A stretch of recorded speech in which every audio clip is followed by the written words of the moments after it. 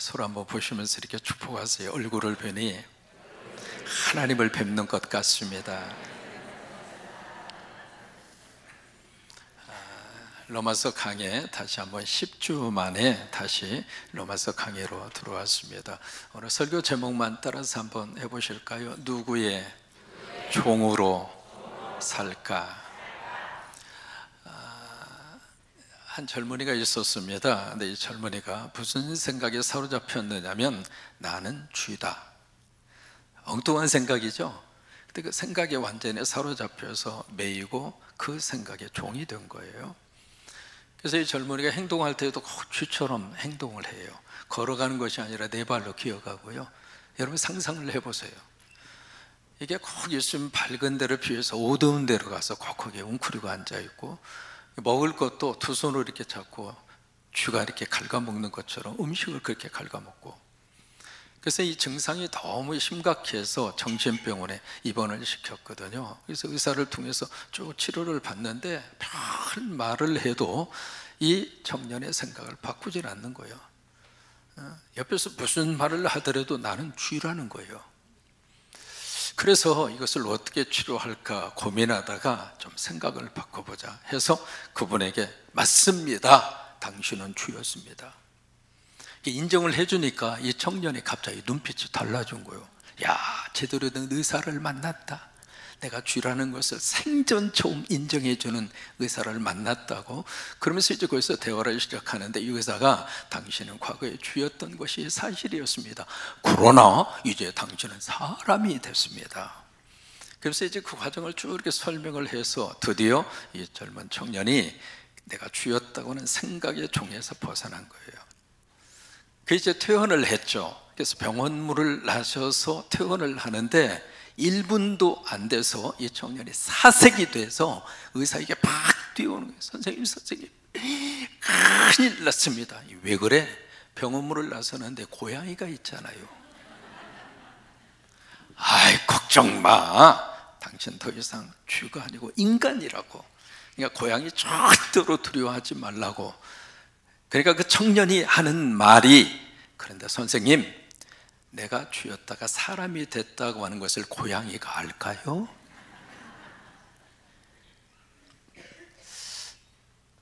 사람이 어느 생각에 매이느냐, 어느 생각에 종이 되느냐, 그것이 그 사람의 모든 행동을 좌지우지합니다.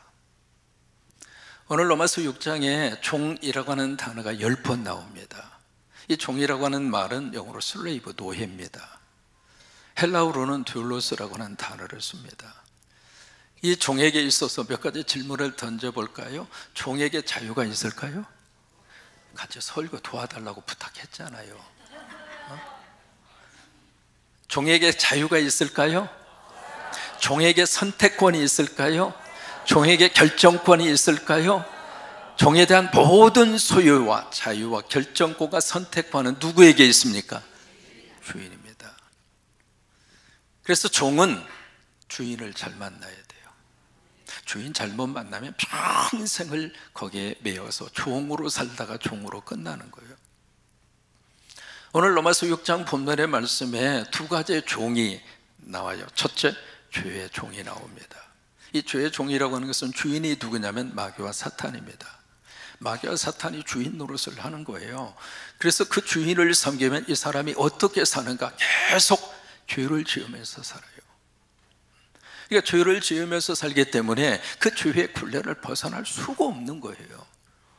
그런데 두 번째 종이 있습니다. 무슨 종이 있는가? 의의 종이 있습니다. 의의 종의 주인은 예수님이에요. 그 예수님을 주인으로 삼고 성령님이 나와 함께 하셔서 성령이 나를 이끄시는 대로 성령 안에서 위로받으면서 성령의 도우심을 받으면서 아멘 할 때까지 성령의 동행하심 속에서 성령의 은혜 가운데에서 그렇게 이분이 살더라 이 말이에요. 이 두 가지 종을 우리에게 딱 제시하면서 오늘 이 로마서를 쓰고 있는 바울은 이렇게 우리에게 고백합니다. 나는 예수의 종이다. 로마서 1장 1절이 그거잖아요. 그런데 당신들은 누구의 종으로 살고 있습니까? 그 이야기는 지금 내 주인이 누구냐 이 말이에요. 내가 지금 누구에게 매여 있고 누구에게 지금 종이 돼서 그것에 의해서 철저하게 조종당하고 영향을 받고 살고 있는가? 누구의 종으로 살고 있는가? 그 말이에요. 로마서 6장에는요 두 번에 걸친 질문이 나옵니다. 첫 번째 질문이 로마서 6장 1절입니다. 거기에 이제 첫 번째 질문이 나옵니다. 무슨 질문이 나오는가? 같이 한번 고백할까요? 시작. 그런즉 우리가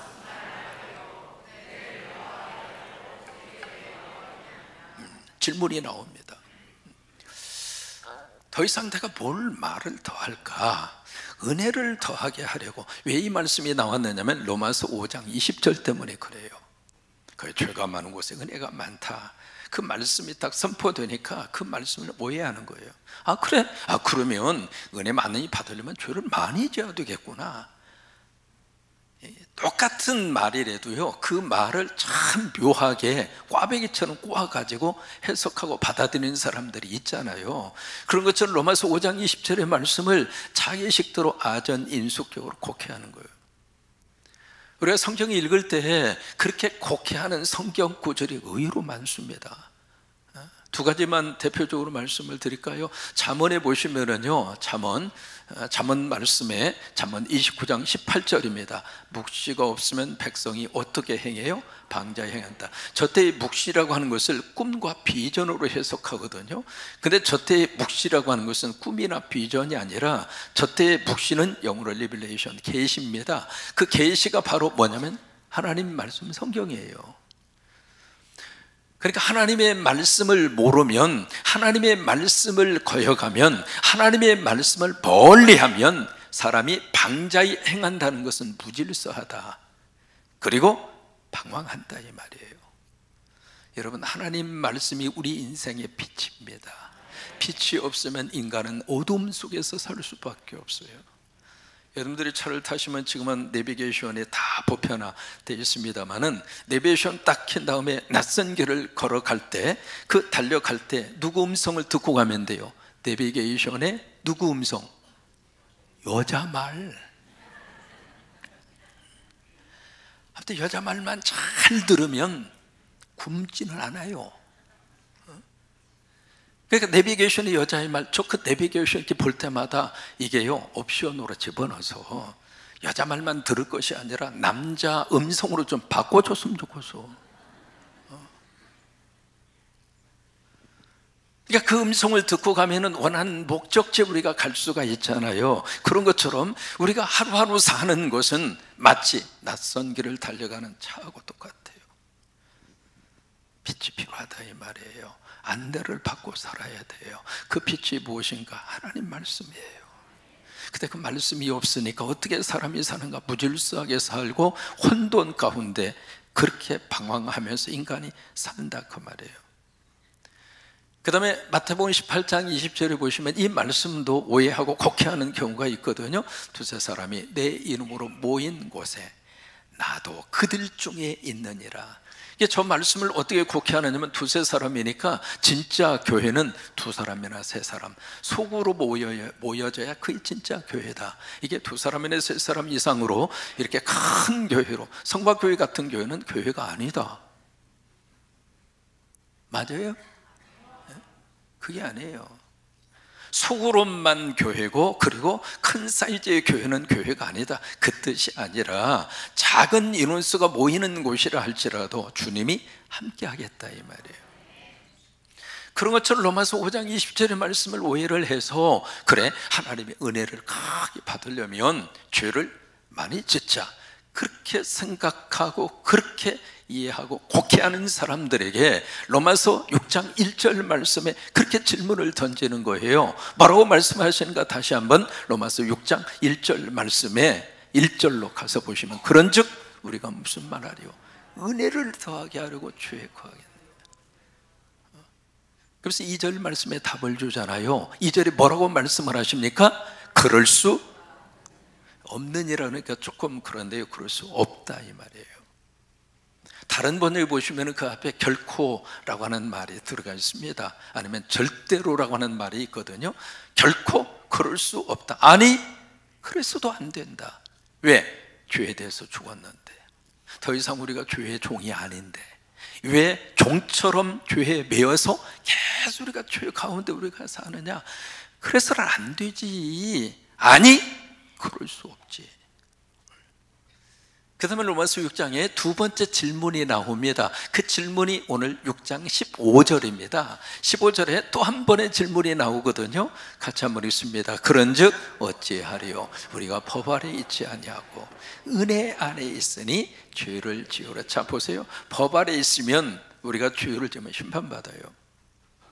근데 은혜 안에 있으면은 그 은혜가 우리에게 뭘 주시는가? 회개하면 용서해 주십니다. 그게 은혜 아래 있는 자에게 주시는 하나님의 거룩한 축복입니다. 지금 우리가 은혜 시대에 살고 있거든요. 우리가 복음 시대에 살고 있어요. 그래서 내가 하나님 앞에서 하나님 진심으로 내가 회개하면 죄를 뉘우치고 하나님 앞에 잘못했다고 뉘우치고 그러면 하나님 우리에게 은혜를 베풀어 주셔서 그 모든 죄를 다 용서해 주세요. 이게 에베소서에 있는 말씀이거든요. 에베소에 있는 말씀도 똑같이 우리에게 주시고 있는데 에베소 1장 7절입니다 우리는 그리스도 안에서 그의 은혜의 풍성함을 따라. 하나님이 주신 은혜는 풍성합니다.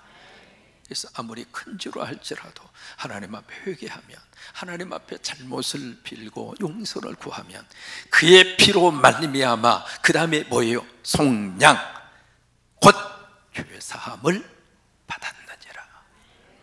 그러니까 예수 믿으면 우리가 은혜의 시대에 살고 있기 때문에 은혜는 우리의 모든 죄를 다 용서해 주세요. 근데 두 번째, 은혜가 우리에게 요구하는 것이 있습니다. 용서받았으니까 내 마음대로 함부로 살아라, 그게 아니에요. 은혜 받았으니 의롭게 살아라.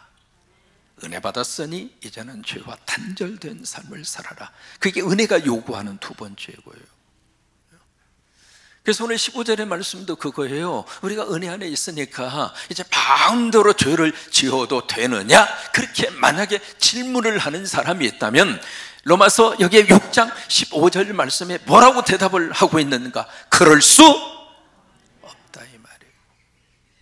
이게 2절하고요 15절하고 같아요. 그럴 수 없다, 이 말이에요. 아니, 그래서도 안 된다. 왜? 더 이상 우리가 죄의 종이 아닌데, 더 이상 우리가 죄의 굴레에 쌓여서 마귀를 내가 주인으로 탁 모시고 악한 영을 우리 가정의 주인으로 탁 모시고 악한 영이 시키는 대로 우리 자녀들이 그 길로 가고 남편이 그 길로 가고 우리 식구들이 그 길로 가고, 여러분 그게 맞아요? 아니라 이 말이에요. 그러니까 그럴 수 없다고 하는 거예요. 여러분 이 부분에 대해서 꼭 우리가 기억을 하셨으면 좋겠어요. 만약에 아이가 잘못했습니다. 엄마가 용서했어요. 달교도 같은 눈물을 툭툭 흘리면서 엄마 잘못했다고. 그러니까 이제 엄마가 용서했단 말이죠. 왜요? 자식 이기는 부모 있어요? 없잖아요. 용서했어요.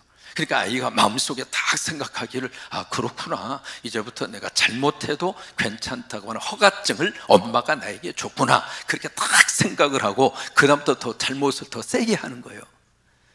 그럴 수 있습니까? 그럴 수 없죠. 그런 거예요. 그 순간에 그 제대로 된 아이라면 내가 더 이상 엄마 눈에 눈물 나게 하면 안 되지, 엄마 아프게 하면 안 되지, 엄마도 속상하게만 안 되지, 그런 생각을 들어야 그게 정상이지. 15절의 말씀이 바로 그거예요. 은혜 아래 있으니까 죄를 더 지으리요? 그럴 수 없지. 그 다음에 16절로 가셔서 무슨 말씀을 주시고 있느냐면, 우리가 우리 자신을 누구한테 내줘요. 그 이야기는 내가 누구의 주인 밑으로 내가 들어간다, 그 말이에요. 그 주인에게 내 몸을 내주면 내 몸을 종으로 삼은 그 사람에 의해서 그 종이 될 수밖에 없지 않느냐, 그 말이에요. 그리고 하는 말이, 그것을 너희가 알지 못하느냐, 그 질문을 하면서 그 다음에 죄의 종으로, 죄의 종이 되면 마귀를 주인으로 섬기고 살면 결국 죄의 종이 되고 죄의 종의 마지막 결과는 어디에 이르러요? 사망이라는 게 영적 죽음이에요. 하나님 없이 산다, 이 말이에요. 그런데 의의 종이 되고, 근데 16절에서는 순종의 종이라고 그랬어요. 하나님 앞에 순종하고, 주님에게 순종하고, 성령님에게 순종하고. 이 시간에 여러분이 예배에 오시는 것은 성령님이 우리를 이곳으로 인도하신 거예요. 우리 귀한 어머님 천국에 보내드리고, 언니의 권유로 오셨던지, 아니면 감사해서 인사차 오셨던지, 사랑하는 우리 동생들이 지금 그 자리에 앉아 계시는 것은 하나님께서 당신들을 이곳으로 오게 하셨다, 이 말이에요. 그게 바로 순종의 종이라고 하는 거예요. 그러면 순종의 종으로 살고 하나님을 나의 주인으로 모시고 순종의 종으로 살면 우리에게 어떤 축복과 결과를 주시는가? 의에 이른다. 의에 이른다고 하는 것이 하나님의 자녀가 된다, 살림의 복을 받는다, 천국 간다, 그것을 의에 이른다, 그렇게 말씀하신 거예요. 1980년도에 유명한 유머 코너 중에 하나 기억하실 겁니까? 하실 거예요. 회장님, 우리 회장님 기억나세요? 거기 회장님 이렇게 말씀을 하시면 뭐라 그래요? 회장님 옳습니다, 저는 영원한 회장님의 종입니다. 그리고 뭐라고 그랬어요? 딸랑딸랑 그랬어요. 굉장히 인기를 끌었던 유머 코너입니다. 여러분, 우리는 마귀의 종이 아닙니다. 마귀를 회장님으로 모시고 마귀가 지시하는 대로, 마귀요 나에게 지시하십시오, 난 마귀의 영원한 종입니다, 딸랑딸랑, 그게 아니에요. 우리는 하나님의 종입니다. 성령님의 종입니다. 그러면서 17절 말씀으로 딱 가서 보시면은 17절 말씀에 우리말 번역에는 나와 있지 않습니다만은 원래 원문상 거기에 접속사 하나가 들어가 있습니다. 헬라어 대라고 하는 단어입니다. 영어로 말하면 but, 한국말로 말하면 그러나. 그래서 앞에다 가로를 치고 해다 집어넣거든요. 그러나 하나님께 감사하리로다. 참 여기서부터 놀라운 고백이에요. 그러나 하나님 앞에 감사한다. 왜 그러는가? 너희가 본래는 죄의 종이었는데, 예수 믿기 전에 여러분 모두가 다 마귀를 주인으로 섬기고 이사 날짜 하나도 마음대로 못 잡아서 애기 없는 날짜 잡아달라고, 그것도 저것도 안 되면 침이라도 택 뱉어가지고 어디로 가야 할까 그러고 있고, 그것도 정 안 되면 손가락을 이렇게 뒤집어 씌워서 눈구덩이를,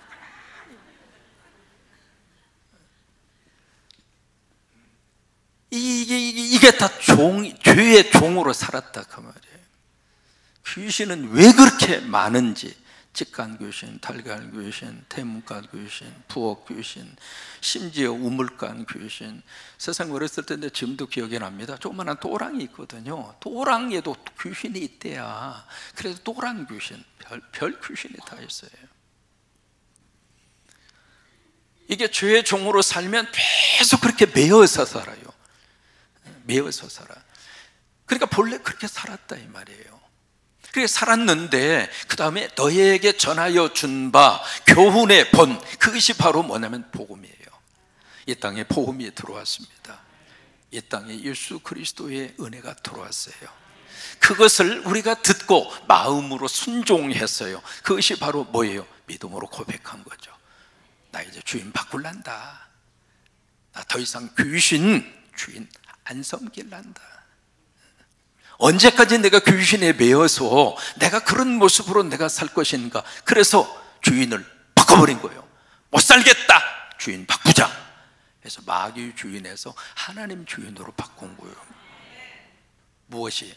복음이, 예수 그리스도가 내 안에 들어와서. 그래서 18절 말씀해 보시면은 또 하나 접속사가 들어가 있습니다. 18절 말씀에 접속사가 들어가서 그리고 라고 하는 접속사인데, 그리고 죄로부터 뭐가 됐어요? 해방된 거예요. 그게 죄의 종에서 벗어난 거예요. 여러분 예수 믿으시고 죄의 종에서 벗어난 줄로 믿으십니까? 그럼 더 이상 죄의 종이 돼야 돼요? 안 돼야 돼요? 안 돼야지. 왜 옛날로 돌아가려고 그래? 그러지 말라 이 말이에요. 예수 믿으면서도 그냥 점쟁이한테 가고 무당한테 가고, 그거 절대로 하나님께서 원하시지 않아요. 이미 해방됐잖아요. 다시 말해 더 이상 우리가 눈치 볼 필요도 없고 더 이상 거기에 매일 필요도 없고 해방됐잖아요. 이사 갈 때 날씨 좋은 날 이사 가세요. 뭐 손이 있네 없네, 손이야 있지 뭐 손이 없는 사람이 어디가 있어요. 그거 따지고 그거 저기하고 그러지 마시고 다 자유함 가졌어요. 해방되어 이제는 의에게 뭐가 됐어요? 종이 됐다 이 말이에요. 예수님에게 종이 돼서 예수님 눈치 보고 살면 행복해요.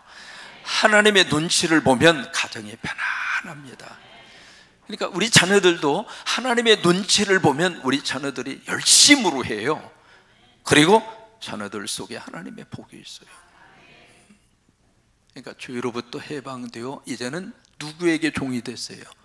의에게 종이 됐다 이 말이에요.